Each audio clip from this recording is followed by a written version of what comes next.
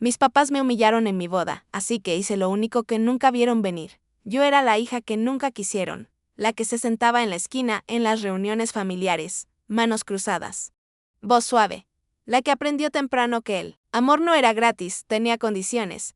Sus condiciones. Tenía 12 años la primera vez que me di cuenta de que era diferente. A mi hermano le hicieron una fiesta de cumpleaños, globos, pastel. Una bicicleta nueva. La mía, un pastelito. De la tienda, aún en el contenedor de plástico, me lo dieron con un suspiro. No hagas desastre. A los 16 años, conocía mi rol. La invisible. La que limpiaba después de las celebraciones en las que nunca participó. La que pagaba cosas con dinero ganado dando clases. Con turnos nocturnos en el Daine, vendiendo ropa vieja, mientras a mi hermano le daban dinero como si nada. Pero lo peor, ni siquiera intentaban esconderlo. En la cena, mi papá decía, ¿por qué no puede ser más como él? Como si yo no estuviera sentada ahí mismo. Mi mamá sentía. Agregando, tienes suerte de que hasta te alimentemos. Yo miraba mi plato, masticaba lentamente, tragando las palabras que quería gritar. Pensé que tal vez, si trabajaba más duro, si sonreía más, si me convertía en la hija perfecta. Finalmente me verían. Spoile, nunca lo hicieron. Pero lo que no sabían, guardaba los recibos. Era mi graduación de preparatoria. 7 de junio, 92 grados afuera. El auditorio estaba lleno, papás aplaudiendo, cámaras destellando, familias orgullosas con flores. Me senté en el primer renglón, mi toga pegada a la piel. Corazón latiendo fuerte. Había trabajado para esto. Honores. Becas. La primera, en nuestra familia en entrar a una universidad de prestigio. Escaneé la multitud. Asientos vacíos donde debían estar mis papás. Entonces, mi teléfono vibró. Un mensaje de mi mamá, tu hermano tiene partido de fútbol. No podemos faltar. Toma el autobús a casa. Sin felicitaciones, sin que estamos orgullosos. Solo nada. Crucé ese escenario sola. Aferré mi diploma como si fuera una línea de vida. Los aplausos se sintieron huecos. Después, me enteré de que llevaron a mi hermano a comer helado después de su partido. Es solo un pedazo de papel, dijo mi papá cuando le pregunté por qué no vinieron. Él anotó el gol ganador. Esa noche, me senté en el borde de mi cama, el diploma clavándose en las palmas. No lloré, solo abrí mi laptop y empecé a investigar cómo cambiar mi apellido. Tenía 19 años cuando dejé de rogar por su amor. No fue algún momento dramático. Sin gritos, sin portazos, solo silencio, como una vela que se apaga. Habían olvidado mi cumpleaños otra vez, 14 de junio.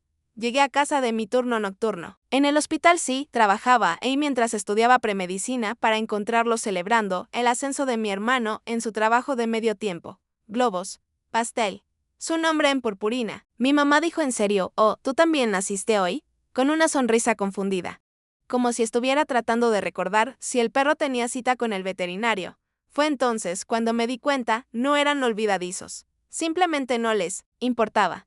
Así que esa noche hice algo pequeño. Algo que ellos nunca notaron. Abrí una nueva cuenta bancaria. No la conjunta que ellos controlaban.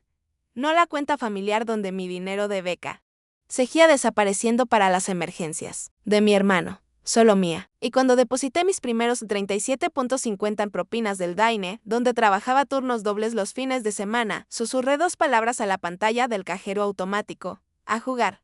A los 21 años. Trabajaba 3 empleos, turnos en el Daine, de las 5 a.m. a 2 p.m. Dar clases de química de 3 a 7.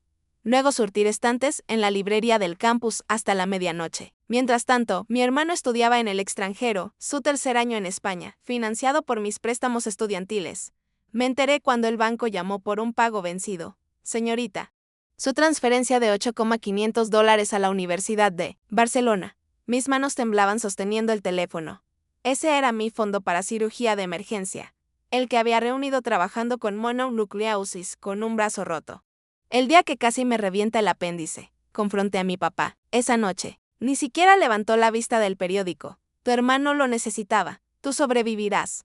Luego vino el remate además. Te dimos techo, como si el sofá desplegable en nuestra cuarto de lavandería fuera una suite de 5 estrellas. La mañana siguiente hice 2 cosas. 1, cambié mis depósitos directos a la cuenta secreta. 2, empecé a fotografiar cada cuenta, cada transferencia, cada préstamo que me obligaban a tomar. Fue entonces cuando noté el patrón. Cada momento importante de mi vida, aceptación a la universidad, primer carro y graduación. lo arruinaban para financiar su mediocridad. Pero aquí está lo que no vieron: mientras estaban ocupados robando mi presente, yo estaba documentando sus crímenes. Lo peor no fue el dinero. Fueron las palabras. Los pequeños cuchillos que deslizaban entre mis costillas cuando nadie miraba. Como en la boda de mi prima, cuando mi mamá me agarró el brazo muy fuerte y susurró: ponte derecha. ¿Por qué no puedes ser bonita como la cita de tu hermano? O en Acción de Gracias, cuando mi papá anunció a toda la mesa: nuestro hijo fue promovido, y nuestra hija, bueno, al menos aún no está embarazada, pero la que aún me hace eco, la cena de mi cumpleaños 23. Yo la había pagado sola, reservé la mesa, ordené el pastel, incluso le compré rosas a mi mamá porque sabía que le gustaban. A la mitad de la comida, mi hermano casualmente mencionó que su nueva novia era alérgica al gluten. Lo que pasó después se reproduce en cámara lenta en mis pesadillas: mi papá llamando al mesero, mi mamá devolviendo el pastel intacto, toda la mesa mirando mientras reemplazaban mi postre de cumpleaños con un plato de frutas para su no seas egoísta. Se burló mi hermano mientras yo me sentaba ahí, con la vela aún sin encender. Es solo pastel. Esa noche hice algo diferente, cuando mi mamá me llamó ingrata por no agradecerles. No lloré, no discutí, solo presioné grabar en mi teléfono. Y capturé cada palabra venenosa.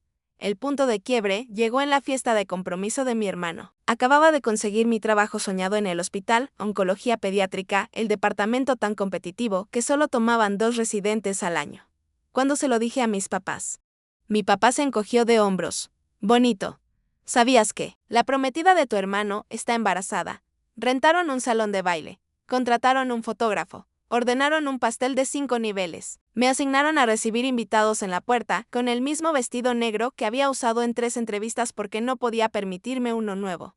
Luego vinieron los discursos. Mi papá levantó su copa de champán a mi hijo, el hombre, que me ha dado todo lo que un padre podría querer. La sala estalló en aplausos. Fue entonces cuando mi mamá susurró suficientemente fuerte para que nuestra mesa escuchara, a diferencia de algunas personas. Miré mis manos. Las mismas manos que habían pagado su hipoteca cuando papá apostó la renta, tomado el autobús de las 3 a.m. para llevarle medicina a mamá, perdido mi viaje de graduación para planear esta fiesta. Y en ese momento algo se rompió, no ruidosamente, solo un clic silencioso en mi pecho.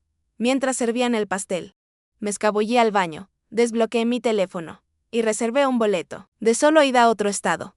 Esperaron hasta 3 días antes de mi boda. Debería haberlo visto venir.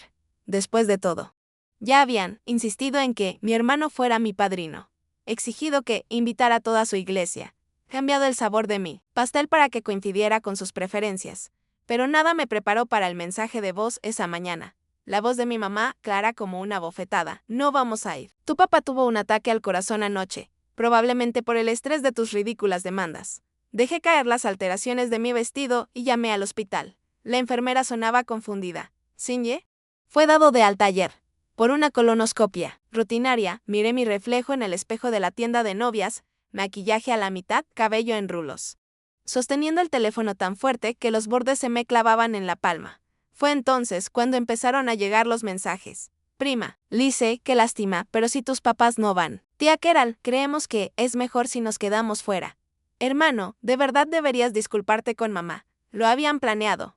Coordinaron todo para sabotear el único día que se suponía era mío. Cancelé el lugar esa tarde, pero mientras la planificadora de eventos suspiraba y empezaba a listar penalizaciones, hice algo inesperado. Mejoré a un salón de baile más grande. Las invitaciones aún decían 14 de junio, mi cumpleaños, la misma fecha que habían olvidado por 23 años. Me senté en el piso de mi departamento vacío, vestido colgando sin tocar en su bolsa. Cheques de depósito esparcidos a mi alrededor, como hojas caídas, y finalmente me permití romperme. No el llanto bonito que ves en las películas. Este fue feo. Sollozos jadeantes, ahogados que me dolían las costillas, uñas clavándose en las palmas lo suficiente para dejar medias lunas, máscara manchando los sobres de RSVP sin abrir. Pensé en todas las veces que me había hecho más pequeña, morderme la lengua durante las cenas de Navidad, reírme de chistes comparándome con mi hermano, fingir no notar cuando le daban mi postre. El mensaje de voz se reprodujo otra vez, en altavoz: estrés de tus ridículas demandas. Fue entonces cuando lo vi. La fecha en mi teléfono: 11 de junio. 3 días antes de mi boda. 3 días antes de mi cumpleaños. 3 días. Para reescribir el final. Me sequé la cara con el dobladillo de mi camisa. Tomé mi laptop y busqué una frase como comprar una casa anónimamente. No cancelé la boda, la reinventé esa noche. Hice 4 llamadas. 1. Al catering, cambia el menú. Filete mignon, langosta, el champán más caro que tengas. 2. Al florista, duplica el pedido. Peonías, todas blancas. 3. A la banda, agrega 3 horas a tu repertorio. 4. Al dueño, voy a terminar mi contrato antes. Luego hice lo único que nunca esperaron. Envié nuevas invitaciones. Misma fecha, misma hora, lugar diferente. Y al final, en letras cursivas pequeñas, en lugar de regalos. Por favor, consideren donar al Fondo de Oncología Infantil. Sabía que se enterarían. Mi familia tóxica, amante de los chismes, no podía resistirse a esparcir noticias, especialmente si me hacía ver mal. Que hablaran, que asumieran que estaba descontrolándome. ¿Lo que no vieron? La segunda pestaña abierta en mi laptop, una confirmación de transferencia por el pago inicial de su casa. El banco lo había aprobado esa mañana. Cerré mi laptop, tomé una respiración profunda. Hizo su real departamento vacío, jaque mate. Memo del día que debería haber sido mi día de boda. Sin nota, sin dirección de reenvío. Solo, el último mes de renta en efectivo, mi llave en la encimera. Cada foto familiar dejada atrás, en una pila ordenada. Bloqueé esos números primero. Los 12 sí habían usado teléfonos desechables para acosarme antes. Luego, desvinculé nuestro almacenamiento en la nube compartido. Cambié mis contactos de emergencia e incluso cambié de farmacia para que no pudieran accidentalmente recoger mis medicamentos. El silencio fue glorioso. Ya no más mensajes pasivo-agresivos. Ya no más visitas sorpresa. Ya no más escuchar héroes familia cada vez que cruzaban la línea. Solo paz y dinero. Mucho dinero ahora que no estaba pagando el seguro del carro de mi hermano, cubriendo las compras de emergencia de mamá, financiando los negocios de papá. Qué gracioso cómo creció rápidamente mi cuenta secreta cuando solo alimentaba una boca. Pero la mejor parte, ni siquiera notaron que me había ido. No hasta el primer feriado que pasó.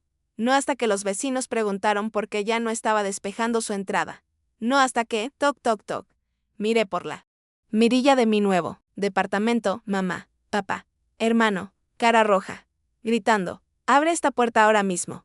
Sabemos que estás ahí. Apoyé mi frente contra la madera, sonreí, y me alejé mientras los golpes se volvían puñetazos. Pensaban que esto era una rabieta. Yo estaba escribiendo el primer capítulo de mi venganza.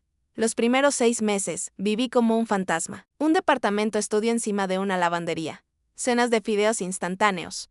Bata y pantalón de segunda mano del cuarto de objetos perdidos del hospital. Pero con cada cheque mío.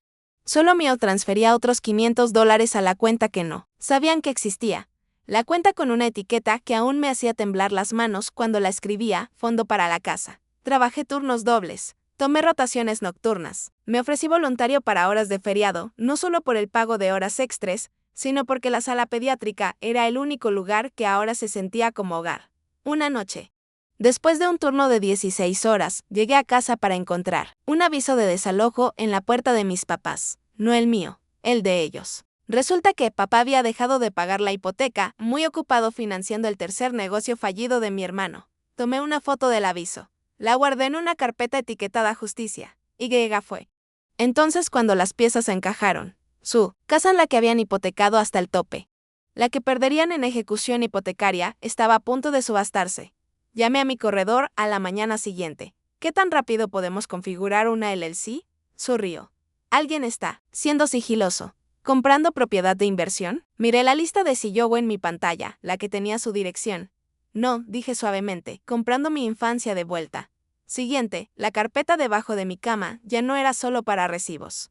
La carpeta empezó pequeña, unos pocos recibos, transcripciones de mensajes de voz, fotos de mi hermano usando el reloj que le compré para su cumpleaños, la misma semana que dijeron que no podían permitirse mis libros.